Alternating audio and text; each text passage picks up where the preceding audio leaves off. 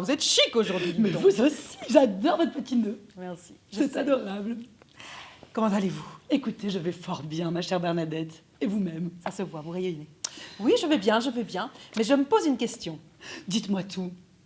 Quelle Bernadette êtes-vous aujourd'hui? Figurez-vous qu'aujourd'hui, je suis Bernadette Métamorphose. Mais c'est pas vrai. C'est un livre de... Un livre d'Édouard Louis. Mais non. Mais je vous jure. Mais non. Mais je vous jure. Regardez ce que j'ai choisi aujourd'hui. Un livre d'Édouard Louis. Métamorphose et changement. Je pense que nous allons avoir des choses à nous raconter, ma chère Bernadette. Je vous laisse prendre la parole. Je vais donc commencer. Donc, Édouard Louis, pour celles et ceux qui le connaissent, a écrit depuis plusieurs années et il fait une sorte de sociologie de sa propre vie, si je puis dire. Donc, c'est à chaque fois des récits autobiographiques. Et à partir de son parcours de jeune homme issu des classes très populaires en France, homosexuel, et qui a fait ce qu'il appelle lui-même un transfuge de classe, en rentrant à l'université, etc., etc. Celui-ci est vraiment le livre d'Édouard Louis qui m'a le plus touchée et bouleversée. Il revient en fait sur la vie de sa maman. Tout ça parce qu'il découvre une photo de sa maman jeune. Et que là, d'un coup, il prend conscience que sa maman a eu un jour des rêves. Et qu'elle n'est pas juste la mère qu'il a connue, toujours prise en fait dans une systémique sociétale, à la fois de violence masculine et de violence aussi financière, si je puis dire, économique, de violence économique vraiment très forte, et sans avoir de moyens de s'en sortir, de moyens de fuir. Et il va réaliser aussi à quel point, lui, en tant qu'enfant, il a été à la fois victime et acteur de ces violences, en ayant envie que sa maman reste en permanence dans ce système-là et en n'acceptant pas de la voir heureuse pour un court instant, par exemple. Et donc, c'est tout ce parcours qu'il fait à l'âge adulte, et peut-être d'une possible réconciliation, aussi de comment est-ce qu'un changement chez une personne, une métamorphose, en entraîne d'autres en cascade. C'est vraiment très beau. Et donc, si vous le permettez, ma chère Bernadette, j'ai envie de vous lire 2 petits extraits. Un du début du livre et un de la fin du livre.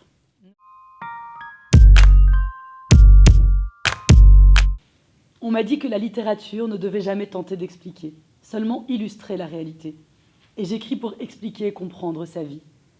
On m'a dit que la littérature ne devait jamais se répéter, et je ne veux écrire que la même histoire encore et encore, y revenir jusqu'à ce qu'elle laisse apercevoir des fragments de sa vérité, y creuser un trou après l'autre jusqu'au moment où ce qui se cache derrière commencera à suinter. On m'a dit que la littérature ne devait jamais ressembler à un étalage de sentiments, et je n'écris que pour faire jaillir des sentiments que le corps ne sait pas exprimer. On m'a dit que la littérature ne devait jamais ressembler à un manifeste politique, et déjà j'aiguise chacune de mes phrases comme on aiguiserait la lame d'un couteau. Parce que je le sais maintenant, ils ont construit ce qu'ils appellent littérature contre les vies et les corps comme le sien. Parce que je sais désormais qu'écrire sur elle et écrire sur sa vie, c'est écrire contre la littérature. Et alors, à la fin de cet ouvrage, nous passons tout de suite à la page 114. Qu'est-ce que changer veut dire ? Il y a dans ce que je connais d'elle aujourd'hui des dizaines d'images et de faits qui contredisent l'histoire simple d'une métamorphose heureuse. Elle n'a jamais visité d'autres pays que la France. Elle continue d'acheter la nourriture dans les supermarchés pour les pauvres, à la périphérie de Paris. Elle ne gagne pas d'argent, et elle dépend donc en partie de cet homme avec qui elle vit. Elle n'arrive pas à se lier avec les gens de son quartier, les femmes de la bourgeoisie dans sa rue qui la regardent avec condescendance. Elle admet « Il y a des jours où je m'ennuie, j'ai pas d'amis ici. Ici, les gens sont pas comme nous. » Est-ce qu'un changement est quand même un changement s'il est circonscrit à ce point par la violence de classe ? Et pourtant, elle est heureuse. Elle me le répète. Je ne sais plus quoi ou comment penser. Peut-être que la question n'est pas de savoir ce que changer veut dire, mais ce que le bonheur veut dire. Je ne trouve pas de réponse. Mais je sais que son existence aujourd'hui, ce qu'elle est devenue, me force à affronter la question. Elle a changé de nom de famille comme moi. Elle ne voulait plus s'appeler Belle Gueule, le nom que j'avais porté à la naissance, et que j'avais partagé avec elle un nom lourd, populaire. Elle s'est choisi un nom de famille composé à partir du nom de jeune fille de sa mère et de celui de son père adoptif. Quand elle m'a montré sa nouvelle carte d'identité, elle m'a dit « Ça fait noble, non ?» Elle a acheté des romans d'amour dans les supermarchés. Elle ne voulait plus regarder la télé, elle qui l'avait regardée tous les jours pendant mon enfance. La télé, c'est vraiment con. Elle a conjugué sa vie au futur pour la première fois.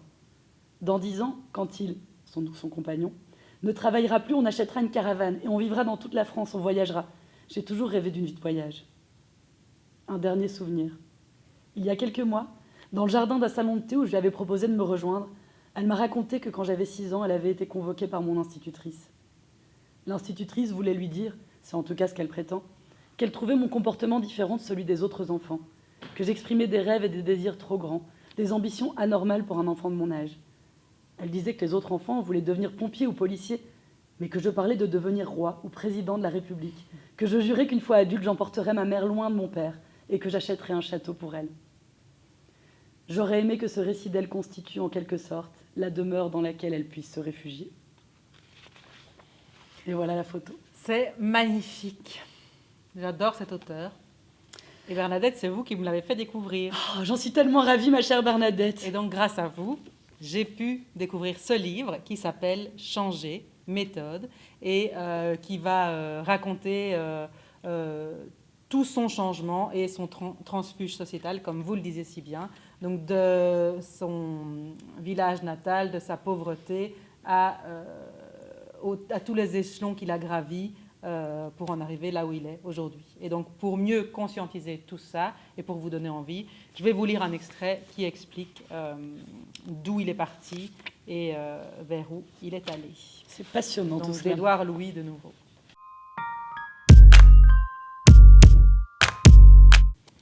J'avais 21 ans et il était déjà trop tard. J'avais déjà trop vécu. J'avais connu la misère, la pauvreté dans mon enfance, les scènes répétées de ma mère qui me demandait d'aller frapper à la porte des voisins ou de ma tante, la voix implorante pour qu'il nous donne un paquet de pâtes et un pot de sauce tomate parce qu'elle n'avait plus d'argent et qu'elle savait qu'un enfant susciterait plus facilement la pitié qu'un adulte. J'avais connu la violence, mon cousin mort en prison à 30 ans, mon grand frère malade de son alcoolisme dès l'adolescence qui se réveillait ivre le matin avant d'avoir bu tellement d'alcool imprégné son corps, ma mère qui le niait de toutes ses forces pour protéger son fils, qui nous jurait chaque fois qu'il buvait que c'était la dernière fois, qu'après il ne boirait plus jamais. Les bagarres au café du village, le racisme obsessionnel des communautés rurales et isolées, présent sous chaque mot ou presque, chaque phrase. C'est plus la France chez nous, c'est l'Afrique. On ne voit plus que des étrangers partout. La peur constante de ne pas tenir jusqu'à la fin du mois, de ne pas pouvoir s'acheter du bois pour chauffer la maison, ou de ne pas pouvoir remplacer les chaussures déchirées des enfants. Les phrases de ma mère. Je veux pas que mes gosses, ils se tapent la honte à l'école. Et mon père malade d'une vie de travail à l'usine, à la chaîne, puis dans les rues à balayer les ordures des autres. Mon grand-père malade de la même vie, malade du fait que sa vie était la reproduction quasi exacte de la vie de son arrière-grand-père, de son grand-père, de son père et de son fils. Privation, précarité, arrêt de l'école à 14 ou 15 ans, vie à l'usine, maladie. Quand j'avais 6 ans ou 7, je regardais ces hommes autour de moi et je pensais que leur vie serait la mienne, qu'un jour j'irais à l'usine comme eux et que l'usine me ferait ployer le dos à moi aussi. J'avais fui ce destin. À un peu plus de 21 ans, j'avais changé de nom devant un tribunal, changé de prénom, transformé mon visage, redessiné la structure de mon implantation capillaire, subi plusieurs opérations, réinventé ma manière de bouger, de marcher, de parler, fait disparaître l'accent du nord de mon enfance. J'avais fouillé à Barcelone. J'avais tenté de partir en Inde et de tout abandonner. J'avais vécu dans un minuscule studio à Paris, possédé un grand appartement dans l'un des quartiers les plus riches de New York. J'avais écrit et publié des livres avant de fêter mes 25 ans. J'avais voyagé dans le monde entier. Je donnais des conférences à Harvard, Berkeley, la Sorbonne. J'avais d'abord été impressionné par cette vie, puis blasé et dégoûté. J'avais échappé de peu à la mort. J'avais vécu la mort, éprouvé sa réalité. J'avais perdu l'usage de mon corps pendant des semaines. J'avais voulu fuir mon enfance plus que tout, voulu échapper au gris du Nord et à la vie condamnée de mes amis d'enfance, privés de tout par la société, avec comme seule perspective de bonheur les soirées plusieurs fois dans la semaine dans l'arrêt de bus du village, à boire des bières et du pastis dans des gobelets en plastique pour oublier la réalité.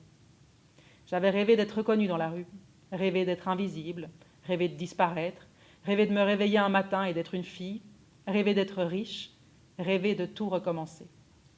Parfois, j'aurais voulu m'allonger dans un coin, à l'écart de tout, creuser un trou, m'y terrer et ne plus jamais parler, ne plus jamais bouger. Sur le modèle de ce que Nietzsche appelle le fatalisme russe, c'est-à-dire de ces soldats qui, épuisés de s'être battus trop longtemps, anéantis par la fatigue des combats, par leur corps douloureux, lourds, s'allongent sur le sol, quelque part, loin des autres, dans la neige, et attendent que la mort vienne à eux. C'est cette histoire-là, cette odyssée, que je voudrais ici essayer de raconter. Édouard Louis. Édouard Louis. On vous le conseille, bien évidemment. Ma chère Bernadette, Ma très chère Bernadette, je vous dis à très bientôt à très bientôt, pour de nouvelles aventures. évidemment. Au revoir, au revoir. Au revoir. À bientôt Bernadette.